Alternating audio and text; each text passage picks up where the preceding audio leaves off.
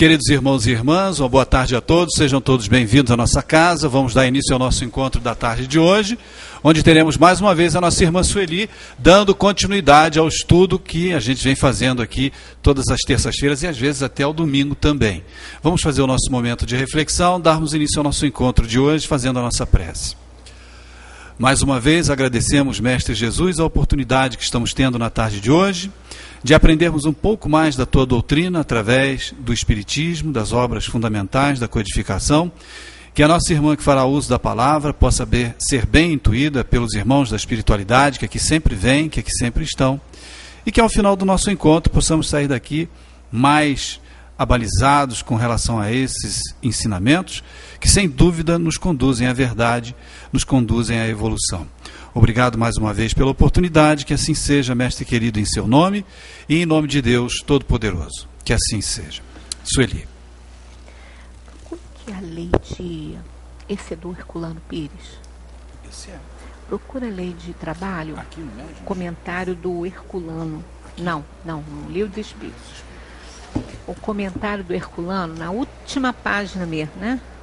Uma boa tarde para todos. Cá estamos estudando a doutrina espírita. Isso é muito bom, dando continuidade aqui à lei do trabalho, para entrarmos na lei de reprodução, né, que é sempre interessante o que os espíritos têm a nos dizer a respeito dessas leis todas, contendo aqui contendo tudo que a gente precisa entender dos 10 mandamentos, né? Todos eles estão aqui trabalhados nas leis morais que Kardec desenvolveu, de onde Kardec desenvolveu o Evangelho segundo o Espiritismo, né? Na última vez que estivemos aqui, semana passada, encerramos a nossa reunião com essa questão aqui. É responsável também pela exploração do trabalho alheio, sem justa retribuição, porque transgride a lei de Deus, né? Então a gente encerrou a nossa conversa, contamos até o caso da menina que foi trabalhar numa casa e ela recebia tudo, a atenção, assistência médico, tudo direitinho, né? Estudava, mas ela não recebia pelo trabalho dela. E aí é uma transgressão. A pessoa tem direito de receber e fazer, né, do seu dinheiro, daquilo que ela recebe, o que ela deseja, tem livre-arbítrio para isso. Ninguém precisa ficar sob assim, subordinado, né, a outra pessoa, nesse sentido, já que ela trabalha. Quando não trabalha, tudo bem, né? Os nossos babies, enquanto não trabalham, ficam subordinados aí àquilo que a gente pode oferecer. Mas à medida que eles estejam trabalhando e ganhando pelo seu trabalho, eles podem escolher onde é que eles vão investir aí o seu dinheiro. A gente tem mais é que orientar, né? Ajudar a eles pensarem. Bem,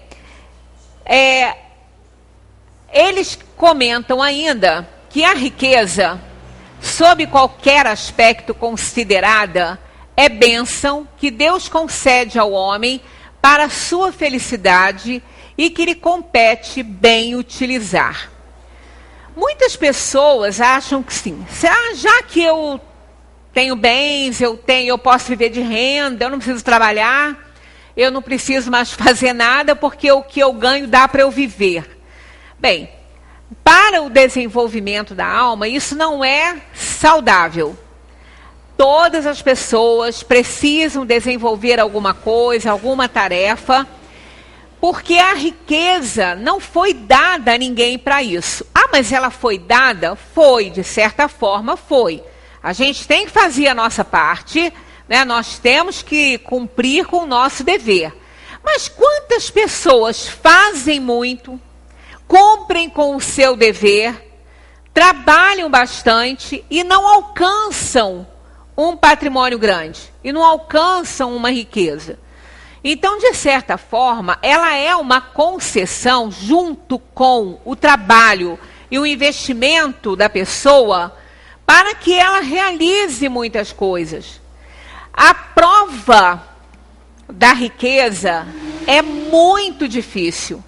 É muito difícil. O espírito, a gente que está aqui, a gente fala assim, se eu fiz escolha de provas, será que eu fiz escolha para ser pobre? Para passar necessidade? Para ter que trabalhar e não ver muito resultado? Mas tudo é escolha mesmo. A gente fez sim. A gente fez por quê? Porque a gente analisou a nossa vida passada, fizemos uma análise dos nossos erros e dos nossos acertos e vimos que aquelas escolhas que estamos fazendo é o caminho mais curto para um aperfeiçoamento maior. E dentro desse raciocínio aí, muitas vezes a gente tem que espiar, provar muitas coisas.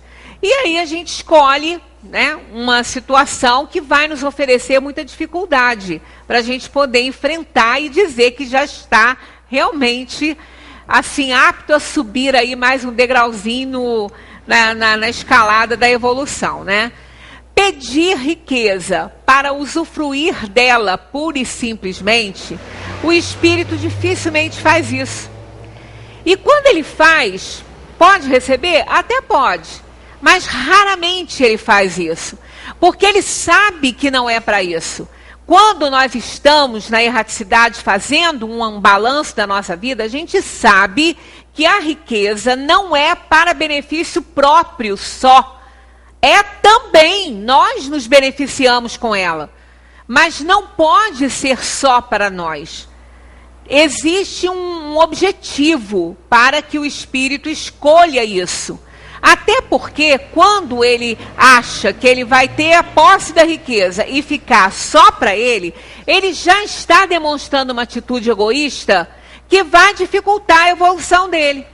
Então, ele não faz isso. Quando ele pede uma prova, que nesta prova está contida aí, né, a possibilidade dele ficar rico, dependendo da atividade dele, porque também vai depender disso, não vai cair do céu para ele.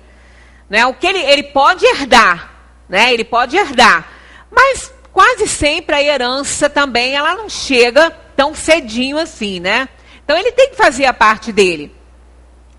E se ele não fizer, o que ele vai herdar, ele pode botar tudo fora. Se ele não se preparar para administrar aquilo tudo que ele está recebendo. Então, de qualquer maneira, ele tem que trabalhar. Ele tem que fazer a parte dele. Então, raramente um espírito pede, no seu conjunto de provas e expiações, a prova da riqueza para ele só. Raramente isso acontece.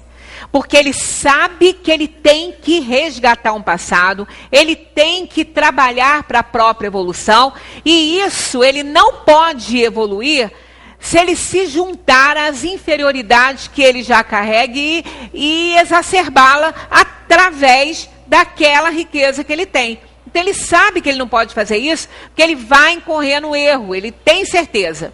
Então ele não pede. Ele pede a prova da riqueza para ele poder trabalhar essa riqueza e auxiliar e dar sua contribuição ao mundo. Então é para isso, a riqueza é para isso, é uma prova muito difícil. Então a riqueza, sob qualquer aspecto considerada, é bênção que Deus concede ao homem para a sua felicidade e que lhe compete bem utilizar. Essa sua felicidade aqui não é gastar aquela riqueza toda prodigalizando, né? Jogando fora, com coisas supérfluas, com coisas que não vão acrescentar nada. Não é essa felicidade ali que os espíritos estão se referindo. E sim, para a sua felicidade, quer dizer, para aquela felicidade que ele vai obter com a sua evolução, com o seu trabalho, utilizando, administrando bem esses bens. Eu até devia ter copiado, eu não sei se vocês receberam, eu recebi um quadrinho, uma mensagenzinha no Facebook com palavras atribuídas a Silvio Santos, mas eu não copiei e depois aquilo se perdeu ali. Ele fala muito sobre essa questão de que somos apenas administradores. E precisamos ter consciência de que somos administradores dos bens do mundo. esses bens não são nossos. Eu achei muito interessante, depois eu vou procurar isso e vou copiar para a gente refletir sobre isso. É a questão da riqueza, é o emprego da riqueza. Não é? Ele veio de uma condição muito simples, ele sempre conta isso, né? E ele, com muito trabalho, com muita visão, ele foi crescendo, é um dos maiores empresários, né, que o Brasil tem. E eu não sei como é o trabalho dele, como ele administra isso, eu não tenho conhecimento disso. Mas pelas coisas que ele fala, parece que ele administra muito bem. Pelo que ele fala, pelo depoimento das pessoas que trabalham com ele, né? Parece que ele administra muito bem isso aí. Porque nós somos realmente administradores, né? Tem uma parábola que as parábolas, elas são sempre um pouco complicadas para a gente interpretar, cada um tem a sua visão. Esse é o objetivo das parábolas, cada um tirar suas próprias conclusões, né? E tem, a Magui não gosta dessa parábola, eu já fiz uma palestra sobre ela, e Magui falou, mas essa parábola eu não gosto muito não. E realmente é do mordomo infiel. Mas a culpa não foi da Magui nem de ninguém que não tenha gostado, não. Foi minha. Eu não abordei bem. Eu não expus bem. Então deu a entender que Deus está de acordo com os nossos erros aqui na área da administração no mundo. Mas isso foi porque eu não fiz direito. Porque ela não traduz isso, não. Aí depois eu melhorei a minha interpretação ali, e fiz uma outra que ficou um pouquinho melhor, mas ainda assim, ela não é muito simples de abordar, não. Porque ela fala exatamente disso. Porque nós somos mordomos. Qual é o papel de um mordomo numa casa? Né? Hoje em dia, a gente não tem, para ter mordomo, você tem que ter muito dinheiro, tem que ter capital para ter mordomo, né? Até porque ele tem que cumprir a tarefa dele. A missão de um mordomo, a tarefa de um mordomo numa casa é administrar a casa com os empregados, com os bens todos, tudo. Então, a gente tem que ter muita coisa para ter alguém que administre essas coisas todas. Então, o mordomo é isso, ele administra os bens de uma família. Né? Ele sabe de tudo. Ele sabe de tudo. Inclusive, acho que foi um dos mordomos que deu a conhecer muitas coisas aí da vida da princesa Diana. Parece que ele entrou num livro, acho que foi alguma coisa assim, né? Acho que ele até escreveu alguma coisa. Porque eles sabem, eles estão por dentro de tudo, eles administram a casa, né? Os bens têm lá um advogado e tudo, mas ele administra. Então o mordomo, ele é um administrador. E nós somos mordomos dos bens divinos na terra. Então, como tudo pode nos ser tirado? Tudo que a gente tem pode nos ser tirado. Falamos isso aqui, domingo, fizemos uma abordagem sobre o orgulho e a vaidade, até hoje tem, né? Uma delas é a palestra sobre o orgulho e a vaidade. A gente fica se orgulhando e se envaidecendo de muita coisa, isso é uma bobagem. Porque tudo pode nos ser tirado a qualquer segundo da nossa vida. Não estou nem falando de bens materiais, não, porque isso também. Né? Quando teve aquela tragédia aqui em Friburgo, de um momento para o outro, as pessoas perderam tudo e todos. E a própria história, porque não ficou com referência de nada. Né? Eu tenho uma amiga que teve que pegar referências dela, fotos, com amigos, porque ela perdeu tudo. Né? Então, a gente não sabe o que vai acontecer amanhã ou daqui a pouco. Não é? Se orgulha muito da inteligência que tem, que é uma pessoa muito competente, muito capaz. Não se orgulhe não, amigo. Não se orgulhe não, porque isso aí também... Você não vai perder sua inteligência, não. Mas você pode perder a capacidade de manifestá-la. Basta um ABCzinho. Simplesinho, né? Eu também tenho esse contato assim com uma pessoa assim, extremamente inteligente. Nossa, mas era genial a pessoa, uma visão de tudo. Mas era uma pessoa boa, não estou falando que se envaidecia disso, não, mas era uma pessoa bacana, inteligente, super capacitada, tomando um cafezinho, conversando com uma amiga, tomando um cafezinho na casa dela. Levantou e não conseguiu sentar mais, caiu. Aí, ó, não sabe nem o nome que tem. Então, são coisas, a gente não pode, a gente tem que entender que todos os bens que nós temos nesse mundo, sejam eles adquiridos com trabalho, ou que já sejam hereditários, ou que nascemos, né, com essa inteligência e aprimoramos, porque a gente tem que aprimorar, senão a inteligência também que a gente tem não vai valer de nada, a gente já viu isso aqui. Não, a gente não tem que se envaidecer nem se orgulhar de nada dessas coisas. Nós temos que nos orgulhar, e esse orgulho é legal, aquele orgulho que a gente tem de estar fazendo a nossa parte, de estar dando certo aí, né? Mas não ficar se engrandecendo com nada que tem, nem que é, porque isso é uma bobagem, né? Isso fica. Então, todos os bens que a gente recebe, a riqueza, embora seja conquistada por nós nesse mundo aqui, quando ela não é uma herança, ela é conquistada com trabalho, mas é uma concessão divina, porque foi concedido esse bem quando fizemos a escolha das provas. Então, nada é por acaso, tudo é para ser aplicado em favor do bem comum. Sempre do bem comum. Porque o egoísmo e o orgulho são os grandes obstáculos ao progresso da alma nesse mundo. Então nós temos que usar muito bem a riqueza. Riqueza nunca fez mal a ninguém. Dinheiro nunca matou ninguém. Nada, nem arma. Arma não mata ninguém. Faca não mata ninguém. Dinheiro não mata ninguém. Quem puxa o gatilho da arma é que mata. Quem empunha a faca é que mata. Né? Quem usa mal a riqueza é que mata. Né? Porque todas as vezes que nós administramos mal algum bem, ainda que seja nosso, aquilo terá consequências numa sociedade, porque nós vivemos numa sociedade.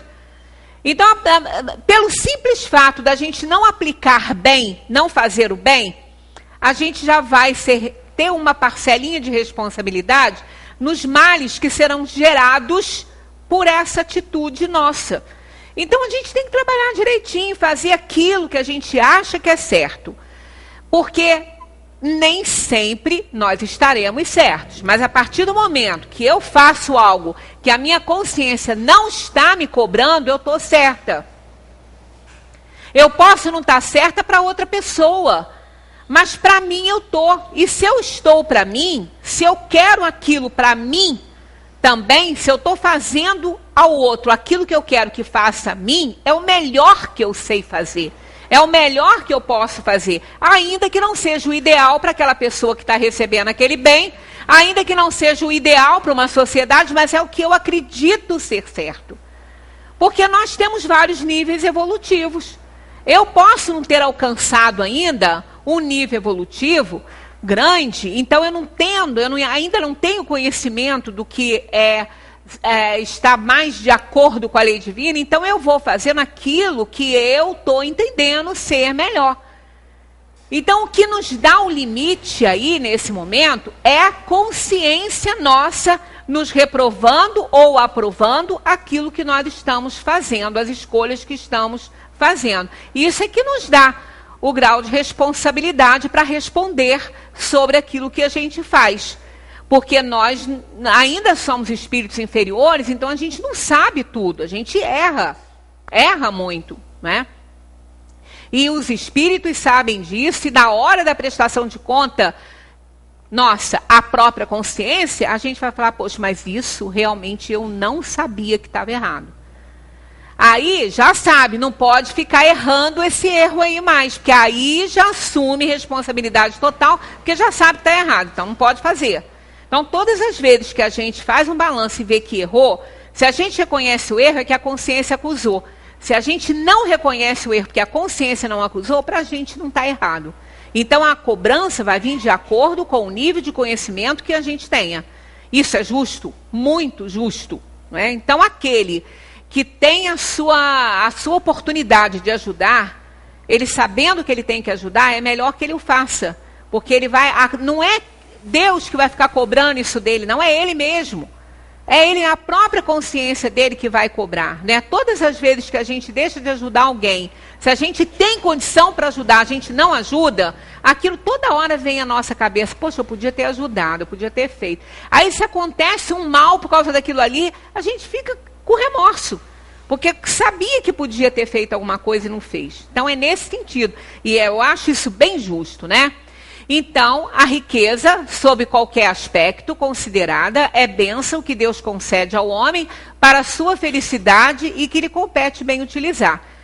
Utilizar como? Assim, ó, multiplicando-a em dons de misericórdia e progresso a benefício do próximo. Né? Um grande empresário que vai abrindo uma empresa e atrás da outra, olha quantos empregos esse empresário oferece, quanta ajuda ele dá, né? Quantas pessoas se beneficiam daquela riqueza dele sem receber R$1 que seja da riqueza dele. Está recebendo oportunidades. E ele, com a riqueza dele, ele distribui isso, oportunidades. Ninguém está aqui achando, nem dizendo, e Deus também não tem momento nenhum, né, que ele dite isso para a nossa consciência, que a gente tem que sair distribuindo dinheiro, dividindo a herança. Não, não é isso. É criar, com o nosso poder, com a nossa riqueza, oportunidades para as pessoas vencerem, para as pessoas viverem melhor. Isso é uma bênção muito grande. Ele pode continuar no conforto, na mansão dele, nas empresas dele, nos carrões dele. Ele não vai ser cobrado por isso, não, porque ele está fazendo a parte dele. Ele está criando oportunidades e ajudando muitas pessoas com as empresas que ele tem. Né? Se ele está se beneficiando daquilo, se ele está vivendo muito bem, é mérito dele, trabalhou para isso, conquistou. Isso não está errado, não. Errado ele está em querer usar a riqueza dele tudo só para ele. Explorando os funcionários, não pagando funcionário de acordo, não sendo justo com os encargos sociais dos seus funcionários. Aí a coisa muda. Mas se ele está fazendo tudo o que ele tem que fazer, ele está certo, ele está dando a colaboração, ele está fazendo a parte dele. Então a riqueza não prejudica ninguém, nada disso. Pelo contrário, ela cria oportunidades para as pessoas. Todas as concessões da vida, e são concessões, todas são concessões. Não vamos imaginar que isso aí foi presente. É uma concessão sob condições. E as condições é que aquilo retorne para o bem comum, né? Então, todas as concessões da vida rendem juros conforme a direção e a aplicação que se lhes dê. Dinheiro, saúde, poder, propriedades, lucidez, inteligência. Colocamos só essas, mas são tantas, né? São numerosas concessões que a gente recebe. Mas isso aqui, né, é o que as pessoas correm muito atrás, né? Muito atrás de dinheiro, de poder, né? A riqueza, a inteligência também, saúde. Então, saúde eu acho que as pessoas não correm muito atrás, não. Elas querem ter. Querem ter. Mas pergunta se quer trabalhar para ter saúde, se quer fazer o que precisa para ter saúde. Só vai lembrar disso, sabe quando? Quando tiver com a idade um pouquinho mais avançada, que o problema chegar. Aí vai correr atrás do lucro perdido, né? As pessoas falam correr atrás de prejuízo. Eu nunca corri atrás de prejuízo, acho que aqui também ninguém faz isso. Né? Correr atrás de prejuízo, quem quer? A gente corre atrás do lucro que perdeu para conseguir. Às vezes dá certo, mas às vezes não dá, né? Então, isso aqui são bens, né, que são concedidos a nós. Por exemplo, a lucidez, né? A gente perde a lucidez com a facilidade, uma facilidade muito grande mesmo. Mas e tudo a gente perde com muita facilidade, né? Mas tudo isso aqui são bens que o espírito recebe como empréstimo, olha só, empréstimo divino para edificar-se e construir a sua aventura. a sua felicidade, a sua graça nesse mundo, né? Então são concessões divinas. A gente tem que entender isso e procurar usar bem, né? Quantas deformações teratológicas que a gente vê no mundo, né? A gente vai, não precisa ir muito longe, vai ali a casa, São Vicente de Paulo. Ali a gente vai ver, né, situações de crianças que estão ali, que não raciocinam, que não se mexem, né? Eu já até contei isso, eu estava grávida do meu segundo filho, eu já estava no 8º mês, eu fui lá visitar, que veio umas pessoas para minha casa e queriam visitar, nós fomos, a irmã não queria nem que eu entrasse. Ah, mas você está grávida? Eu falei, o que tem, irmã? Ah, não, mas isso aqui não, você não deve entrar para ver nada disso. Eu falei, irmã, meu bebê já está formado, o que tiver que ser, será. E ele será bem recebido, mas eu gostaria de entrar, ela me deixou entrar. Até hoje, eu não esqueço do olhar daquela criança para mim. Né? E ela estava deitadinha num bercinho assim, que ela não se mexia, tinha que ficar ali só numa posição de barriguinha para cima assim, devia ter... A irmã falou que aquele menininho era um menino, tinha uns 12 anos. Mas ele não tinha membros, né? Nem as pernas, nem os bracinhos, e era só o tronquinho. E ele tinha, mas a gente não via, estava com uma camisolinha amarradinha assim, a gente não via nada. E uma cabeça um pouquinho maior do que o normal, bem grandinha, um cabelo muito pretinho. Parece que eu vejo aquela imagem ainda. Isso já tem 35 anos e parece que eu vejo aquela imagem assim. O olhar daquela criança, um olhar tão doce, tão lindo o olhar daquele serzinho ali, com uns cíliozinhos viradinhos assim, ele só mexia os olhos. Né? Eu ia para um lado, eu ia para o outro, ele ia, e ele deu um leve sorrisinho assim. Uma coisa linda o olhar dele, o semblante daquela criança. Aí eu olhei aquilo ali, eu já estava começando a estudar o espiritismo, né? Eu ainda fiquei pensando, olha só, que expiação, né? Que expiação. Aí a gente não sabe o que pode ter gerado aquela encarnação. Pode ser um mau uso, né, da inteligência que ele deve ter feito no passado dele, numa outra vida, que ele teve que retornar assim, de alguma forma. Então, as demências, os problemas cerebrais, aqueles que nos impedem de manifestar a nossa inteligência, são resgates muito grandes do mau uso, às vezes, que se fez da inteligência, que foi um bem concedido também. Né? Porque qualquer probleminha, às vezes a genética é ótima, né? Também tem um caso desse com uma amiga minha, uma genética muito boa dos pais, sem problema nenhum. E às vezes um acidentezinho na hora do parto, que foi o que aconteceu, faltou oxigenação no cérebro e a criança já está com 14 anos, não anda, não fala, só fica sentada numa cadeira de rodas e só grita. E estava tudo bem com a gestação, estava tudo ótimo, até o momento do nascimento. E olha só, o médico era um bambambam lá no Rio. Né? Se fosse assim, estava na maternidade aqui em Friburgo, deve ter sido por isso. Estava não. Estava numa mão de um bambambam, um dos melhores hospitais do Rio de Janeiro. Né? Então, aconteceu por quê? Tem uma razão. Ela tinha que espiar a família, aquela alma que estava vindo. Né? E aí é um problema, assim, um transtorno na família, porque... estava tudo bem, aí culpa quem? Culpa o médico, culpa o quê? Não culpa ninguém. Isso não acontece por culpa das pessoas. As pessoas são instrumentos para isso. Mas tinha que acontecer. Deus não é tão injusto de deixar que uma criança já nasça com um problemão desse aí pelo erro de alguém, pura e simplesmente pelo erro. Não, o erro foi apenas a justificativa. Né? Foi o instrumento ali para que aquilo acontecesse por uma necessidade kármica dessa alma. Então, a gente tem que pensar, a qualquer momento, a gente pode perder tudo realmente que a gente tem. É necessário multiplicar, através do trabalho e pela ação benéfica, todos os bens. Olha, por isso que a lei do trabalho é uma das mais importantes para a gente aprender mesmo e compreender. Porque através do trabalho a gente faz isso tudo. É o trabalho que contribui para que a gente dê certo nessa vida que a gente está aqui tentando, né, viver e acertar.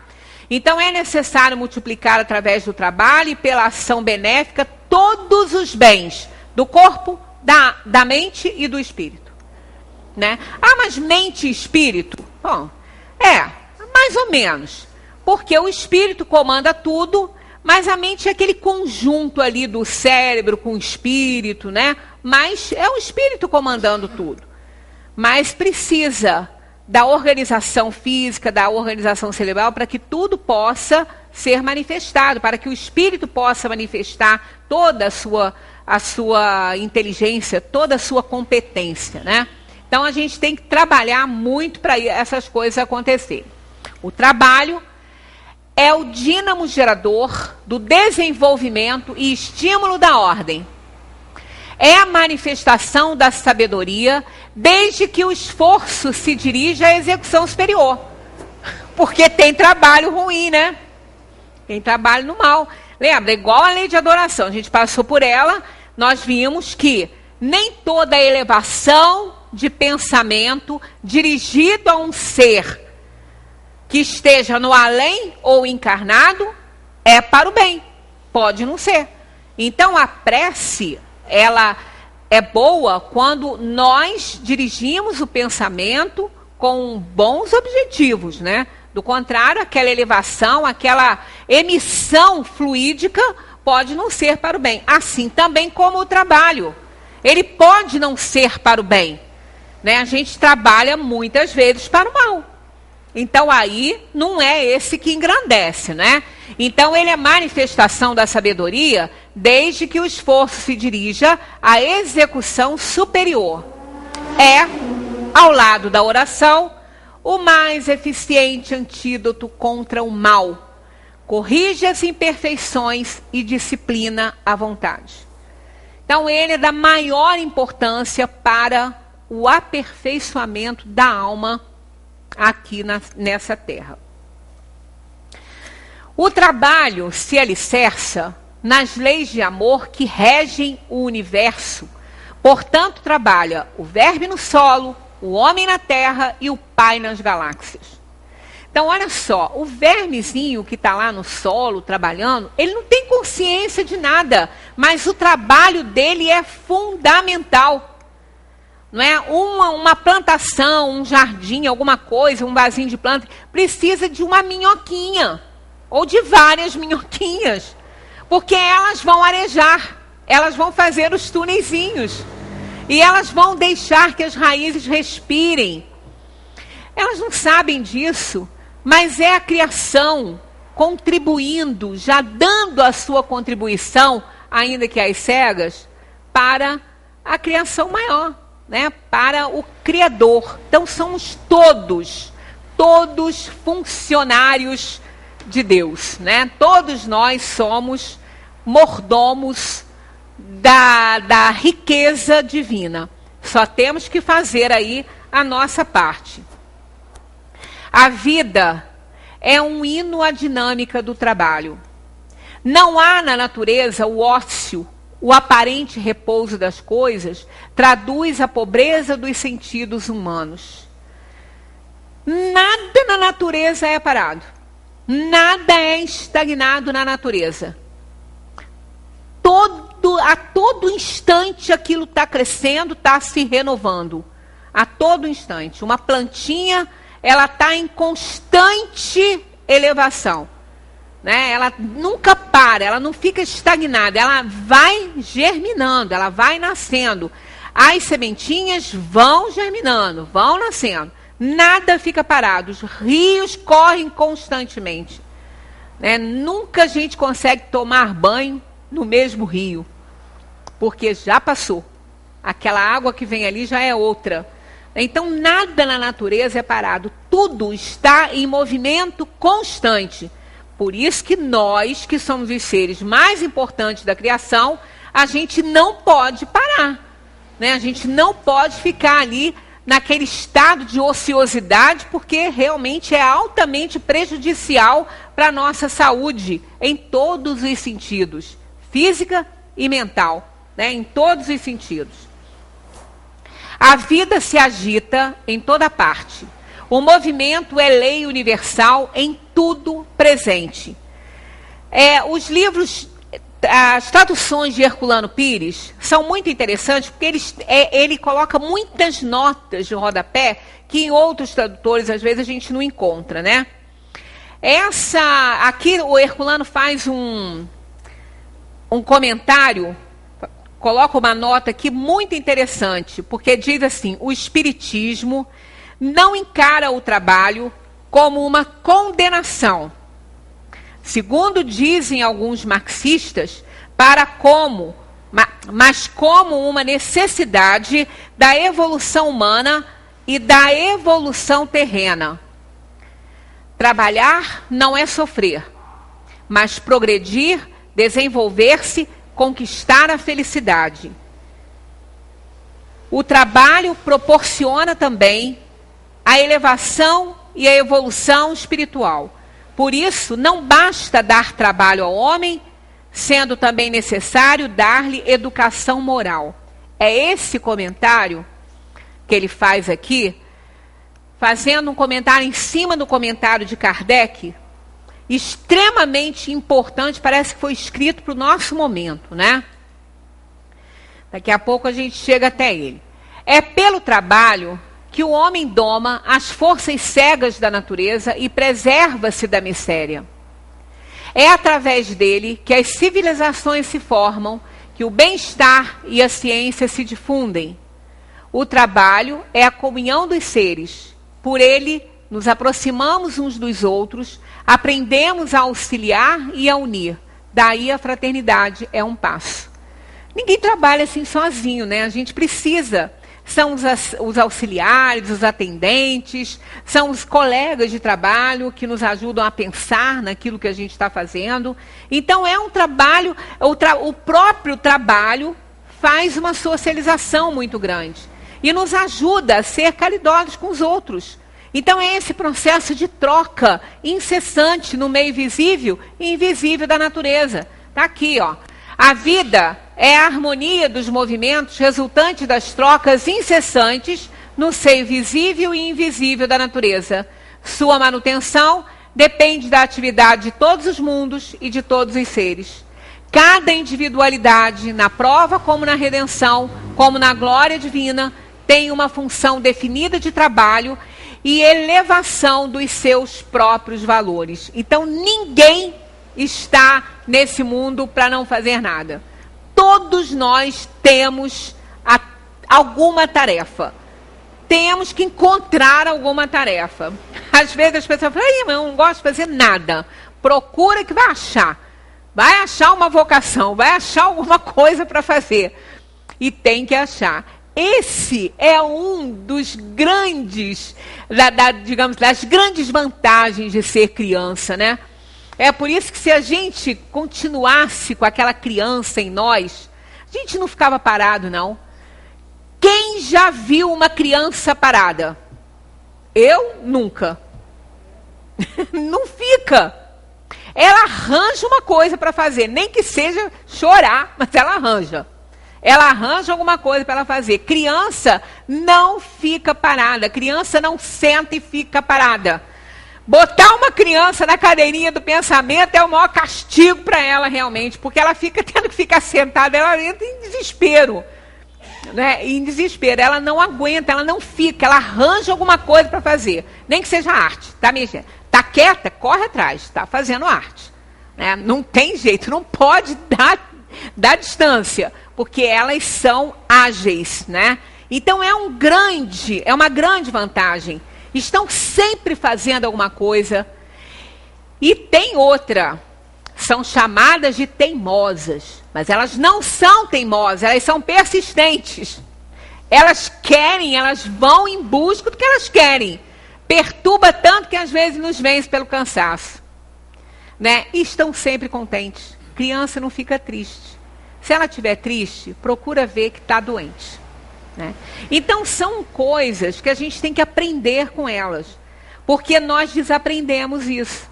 Quando a gente vai crescendo, a gente desaprende isso. A gente fica parado, a gente fica desanimado, fica preguiçoso.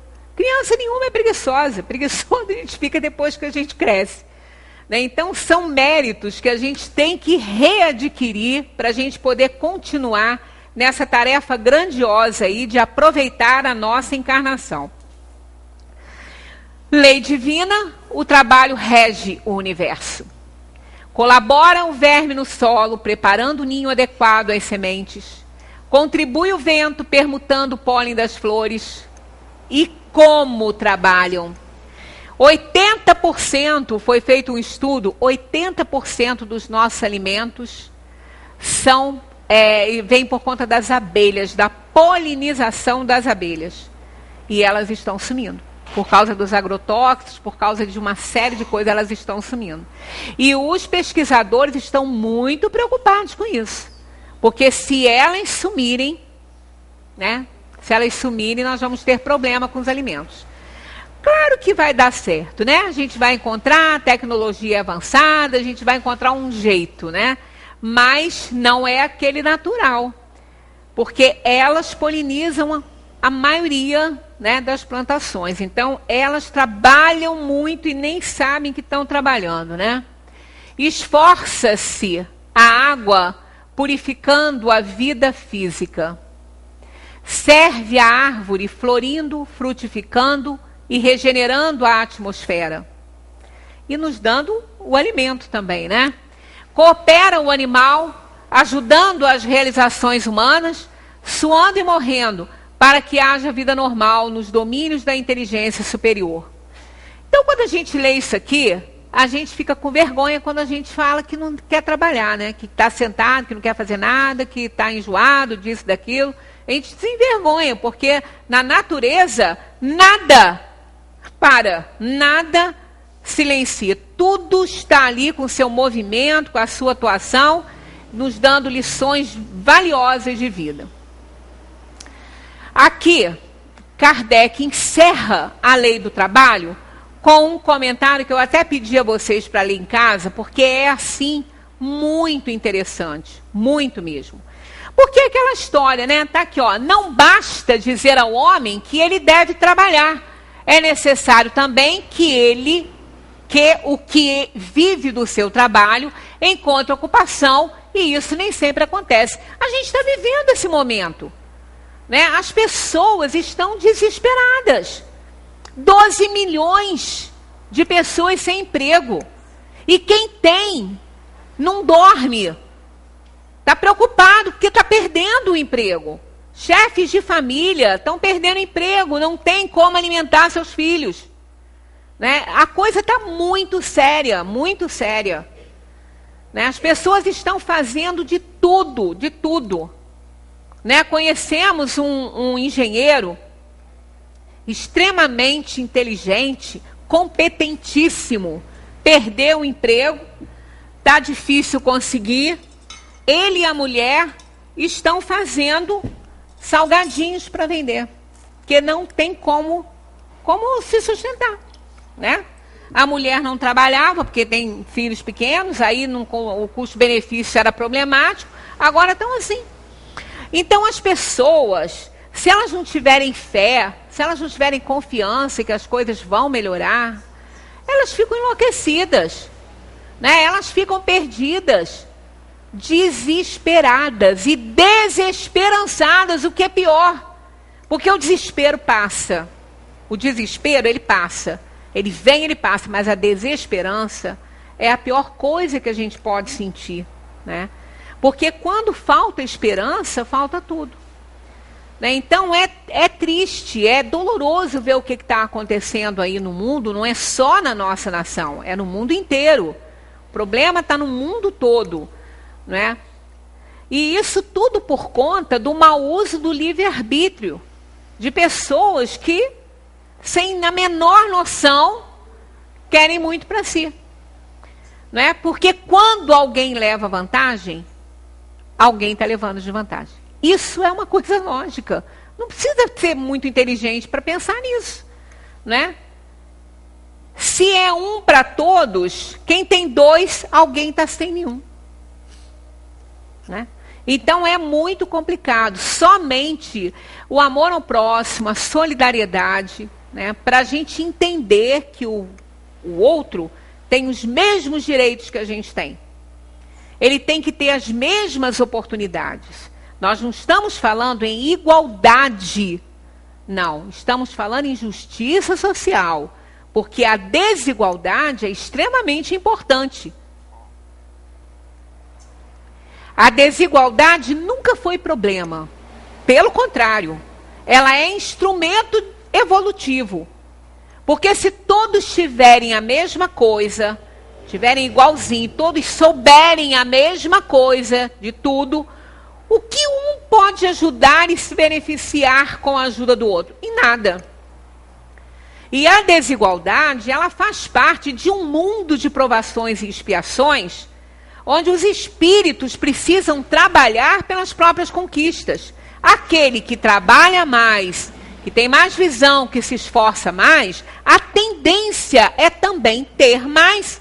E é justo? Claro que isso é justo. Dai a César o que é de César. Está lá. E é isso, não é? Então a desigualdade não é o problema social. O problema social é a injustiça. Aí que é o problema, não é a desigualdade. A desigualdade nos ajuda a ajudar o próximo e a receber dele alguma ajuda. Mas a injustiça, por conta da inferioridade dos próprios interesses, é que faz que uma sociedade acabe como a nossa está, né? Isso é gerado pelo interesse particular, pelo interesse próprio. Só por isso. É isso que gera o que a gente está vivendo aí. Então, as pessoas não têm. O trabalho é fundamental? É. Mas as pessoas não estão tendo como trabalhar. Não estão tendo como desenvolver, né, as suas habilidades. E quantas pessoas têm tantas habilidades e não conseguem desenvolver isso? Porque está faltando realmente isso, né? Quando a falta de trabalho se generaliza, toma as proporções de um flagelo, como a escassez. A ciência econômica procura o remédio no equilíbrio entre a produção e o consumo. Mas esse equilíbrio, supondo-se que seja possível, sofrerá sempre intermitências e durante essas fases o trabalhador tem necessidade de viver, né? Todo mundo tem.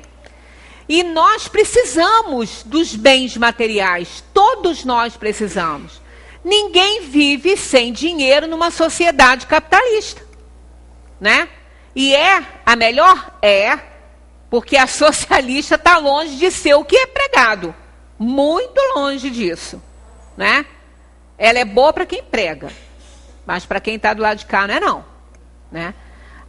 Em tese e teoria pode ser, mas na prática a gente sabe que não é legal, que não é assim, né? Até pela própria liberdade das pessoas, pelo próprio livre-arbítrio, que é um presente de Deus para cada um, a pessoa tem que ser livre para fazer o seu investimento, o seu trabalho, de acordo com as suas preferências.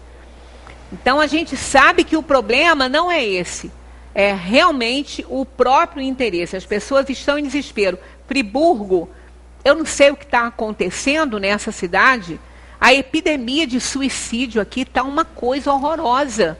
Parece o maior índice do Brasil. Está uma epidemia.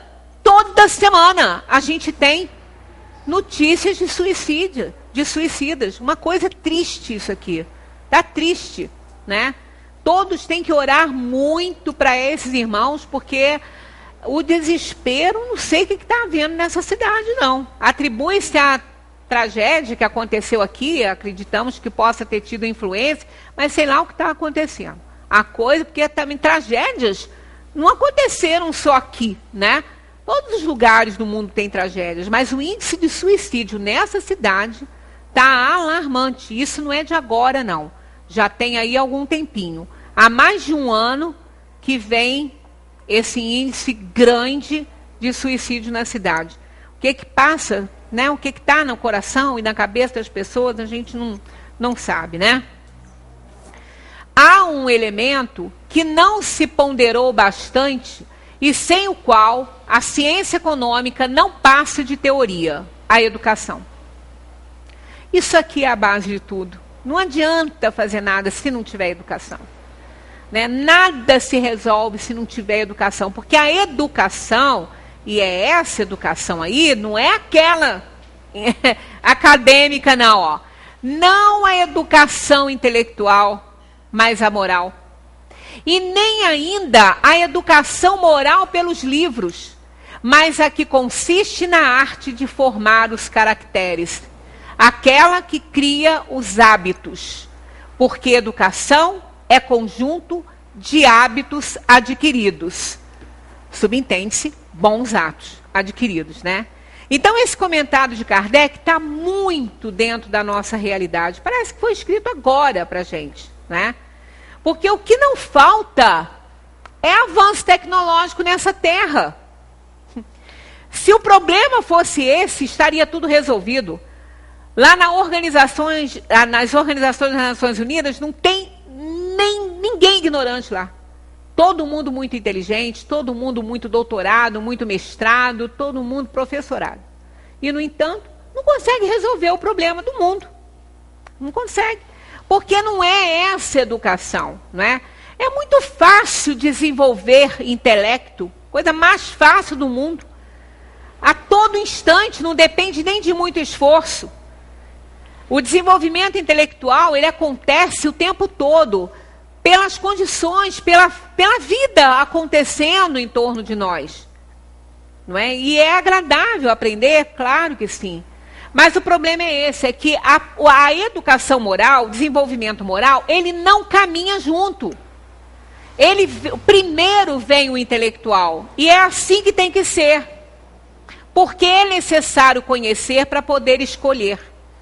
Então é necessário que o intelectual venha antes.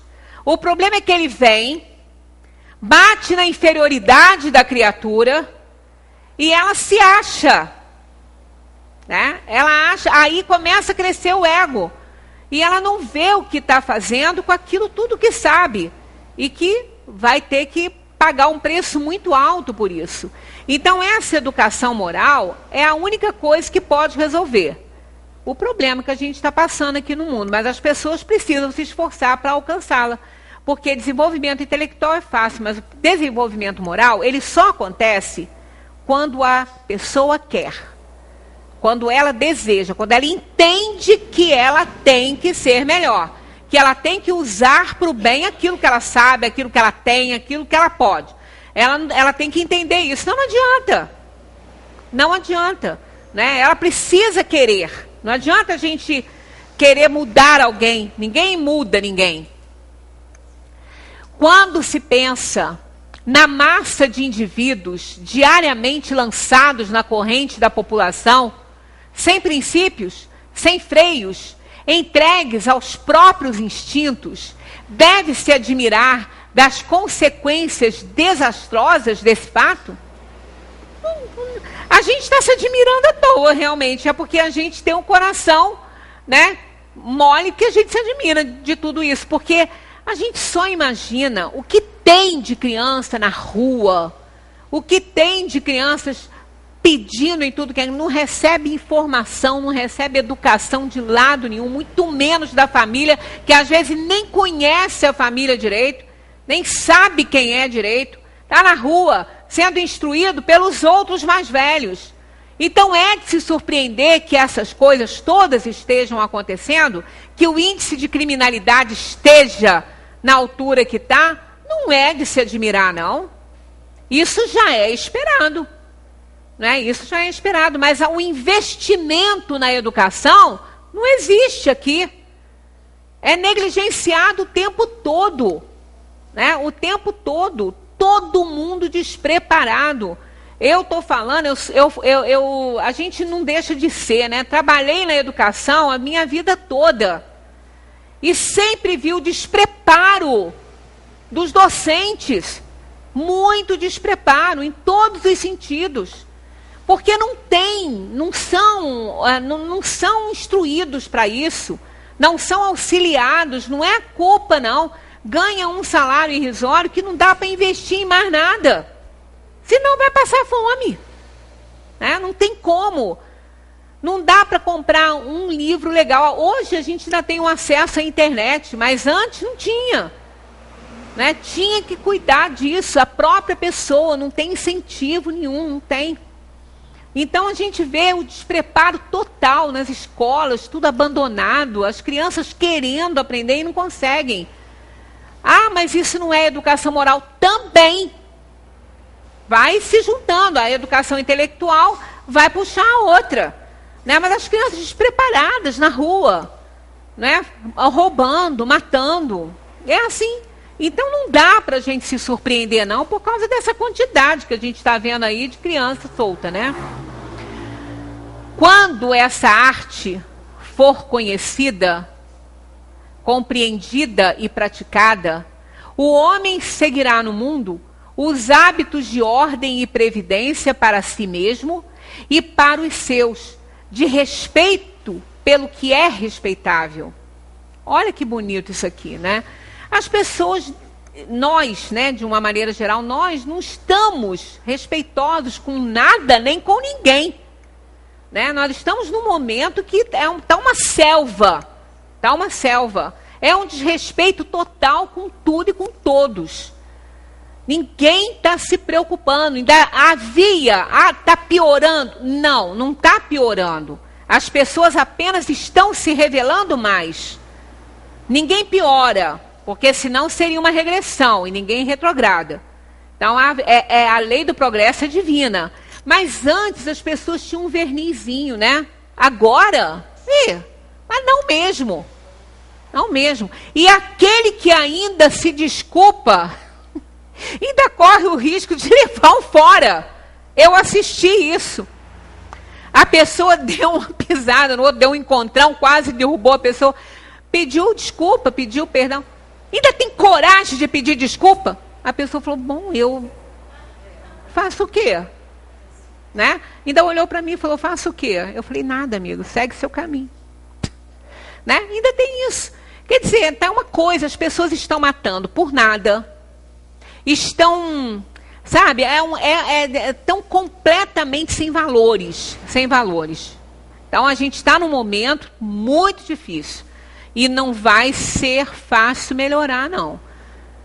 Tomara que esteja no ápice do problema, mas eu estou achando que não, que o troço ainda vai piorar. Né? Então a gente tem que ter muita fé, muita confiança, fazer muita prece, fazer o que tiver ao nosso alcance, porque a coisa está muito feia, né? Hábitos, esses aqui, né, de respeito a tudo que é respeitável, hábitos que lhe permitirão atravessar de maneira menos penosa os maus dias inevitáveis. Olha, nós estamos num plano de provação e expiação, a gente quer o quê? Isso aqui não é boa coisa, não. É bom no sentido de ser uma boa escola, uma escola cheia de lições, mas é difícil isso aqui. Né? Ninguém disse que ia ser fácil. Quando a gente veio para cá, fez escolha de provas, ninguém falou, ó, vai que é moleza? Não é não. E a gente está vendo que não é. Está vendo que não é moleza. Domar tendências inferiores é brabeira. Não é para isso que a gente está aqui. O orgulho e a vaidade, por exemplo, segundo os espíritos, a gente precisa de várias encarnações para vencer isso. Não é uma só, não. São muitas encarnações, com muitas privações para a gente aprender. E às vezes não aprende. Né? Às vezes não aprende nada. Vai do jeito que chegou. É raro, mas acontece. A desordem e a imprevidência são duas chagas que somente uma educação bem compreendida pode curar. Nisso está o ponto de partida. O elemento real do bem-estar, a garantia de segurança de todos. Está aí, né? A sugestão de Allan Kardec, porque esse comentário é dele.